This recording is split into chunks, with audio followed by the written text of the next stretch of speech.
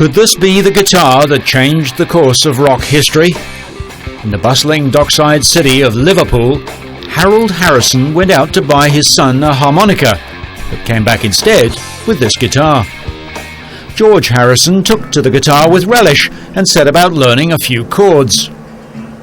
As fate would have it, 6 months later, George would meet a lad named John Lennon, and the fate of rock history would take an unavoidable turn for the better.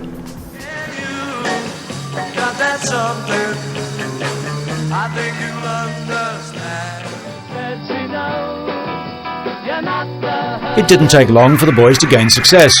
1962 saw John, Paul, George and Ringo sign their first major contract. Things were about to get a whole lot wilder. By 1963, Beatlemania had officially hit the UK. Girls screamed in hysterics as the Fab Four strutted their stuff on stage.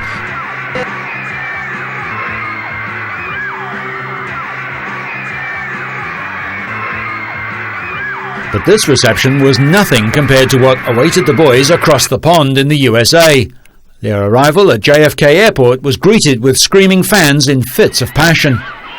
Selling 1 million copies of their first album in under 10 days, the Fab Four finally cracked the American market. On February the 9th, 1964, 73 million viewers, that's 40% of the then US population, tuned in to The Ed Sullivan Show to watch four lads in strange outfits with their crazy mop tops bopping out tunes. The American crime rate dropped that day.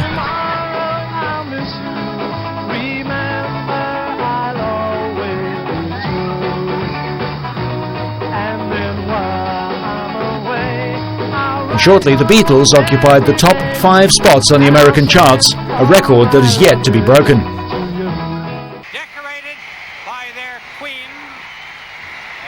The Fab Four only toured up until 1966, but the screaming of the fans was just too much to compete with. Instead, they embarked upon an illustrious recording career, concentrating all their efforts into studio techniques and composition.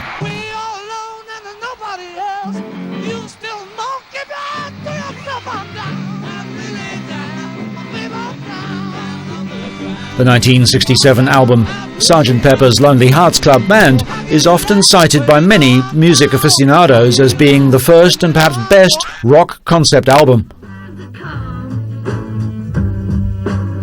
Songs such as Lucy in the Sky with Diamonds, Strawberry Fields Forever and I Am the Walrus marked the psychedelic period in the band's social history.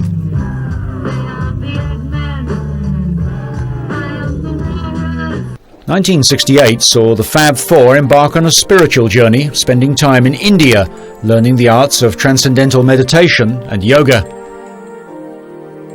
But things did not remain blissful for long. Later that year, Thomas Murray had the great fortune to photograph the group as they went around London for the day. According to Thomas, the group were in high spirits, but unfortunately, this was one of the last times the group would be together to be photographed, all in the name of fun. John, Paul, George and Ringo were drifting apart. The death of their manager and the intensity of John's new relationship with Japanese artist Yoko Ono are often cited as the main reasons for the group's demise.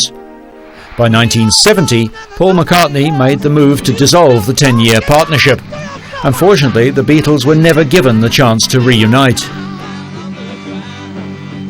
On the 8th of December 1980, John Lennon was shot by a mad gunman in New York. It was the end of an era.